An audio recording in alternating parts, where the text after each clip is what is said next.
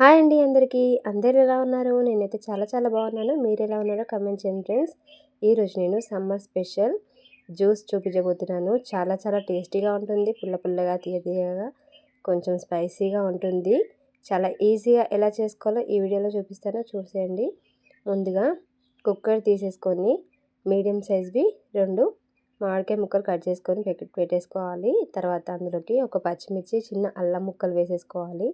మామిడికాయ ముక్కలు తొక్క తీసేసుకొని కట్ చేసుకొని వేసుకోవాలి. ఇది పట్టిక బెల్లం అంటారు కదండి, షుగర్కి బదులుగా ఇది వేస్తున్నాను.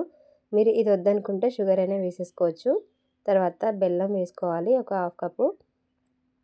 ఇవన్నీ వేసేసుకున్న తర్వాత అందులోకి 1/2 టేబుల్ స్పూన్ ఉప్పు, 1/2 టేబుల్ స్పూన్ కారం వేసేసుకోవాలి. ఇలా వేసేసుకున్నాక అందులోకి 1/2 లీటర్ అయితే వాటర్ వేసేసుకోవాలి.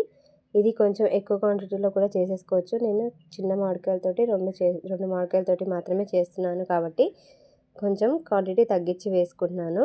మీరు ఎక్కువగా చేస్తే కొంచెం అవన్నిటిని పెంచుకొని వేసేసుకోవచ్చు. తర్వాత స్టవ్ వెలిగించి 3 విజిల్స్ వచ్చేంత వరకు మీడియం ఫ్లేమ్లో కుక్ చేసేసుకోవాలి. తర్వాత అందులోకి ఒక చిన్న మసాలా ప్రిపేర్ చేస్తున్నాను. సోంపు, జీలకర్ర, 2 యాలకులు, కొంచెం మిరియాలు వేసేసుకోవాలి. ఒక 10 మిరియాలు వేసేసుకుంటే సరిపోతుంది. వీటిని డ్రై రోస్ట్ చేసేసుకోవాలి. చిన్న మంట మీద మంచిగా ఫ్రై చేసేసుకొని రోట్లో వేసేసుకొని దంచేసుకోవాలి. ఇంత క్వాంటిటీ, కొంచెం క్వాంటిటీ కాబట్టి రోట్లో వేసేసుకొని క్రష్ చేసేసుకుంటే సరిపోతుంది. మరి మొత్తం ఫైన్గా కాకుండా. ఆలోపు మనకి ఇవి చక్కగా ఉడికిపోతాయండి. చూస్తున్నారు కదా, సాఫ్ట్గా అయిపోతాయి. వీటిని ఇప్పుడు చల్లారిన తర్వాత మిక్సీ అయితే వేసేసుకోవాలి. చాలా సాఫ్ట్గా అయిపోతుంది. మీకు చూస్తుంటేనే అర్థమవుతుంది కదా ఎంత బాగా కుక్ అయిందో. ఇప్పుడు వీటిని చల్లారిన తర్వాత ఒక మిక్సీ జార్లోకి తీసేసుకొని మొత్తం అంతా మిక్సీ పట్టేసుకోవడమే. మిక్సీలో పట్టేటప్పుడు వాటర్ ఏమీ వేయాల్సిన అవసరం లేదండి, ఎందుకంటే అది చాలా సాఫ్ట్గానే ఉడికిపోయాయి కాబట్టి.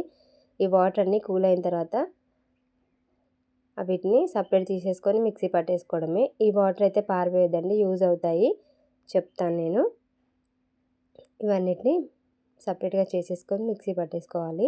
మిక్సీ పట్టేటప్పుడు అయితే వాటర్ వేయాల్సిన అవసరం అయితే లేదండి, చాలా ఫైన్గా మిక్సీ అయితే అవుతుంది. ఇలా మిక్సీ పట్టుకున్న దాన్ని మనం ఇందులో అయితే వేసేసుకోవాలి.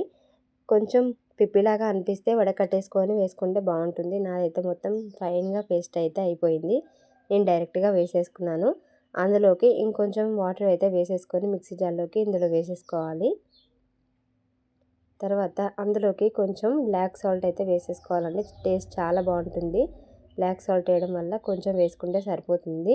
ఇలా బ్లాక్ సాల్ట్ వేసేసుకున్న తర్వాత అందులోకి మనం ముందుగా ఫ్రై చేసుకున్నాం కదా, రోస్ట్ చేసేసుకున్నాం కదా, మసాలా పౌడర్ అనేది కొంచెం వేసేసుకోవాలి. ఎక్కువగా వేసుకుంటే మనమైతే తాగలేమండి, చాలా ఘాటుగా ఉంటుంది. ఎందుకంటే మిరియాలు వేసుకున్నాం కాబట్టి కొంచెం వేసుకుంటే సరిపోతుంది. ఇందులో ఆల్రెడీ మనం కారం, పచ్చిమిర్చి, అల్లం ముక్కలు అన్నీ వేసాం కాబట్టి చాలా ఘాటుగా ఉంటుంది. అది కొంచెం వేసుకుంటే సరిపోతుంది.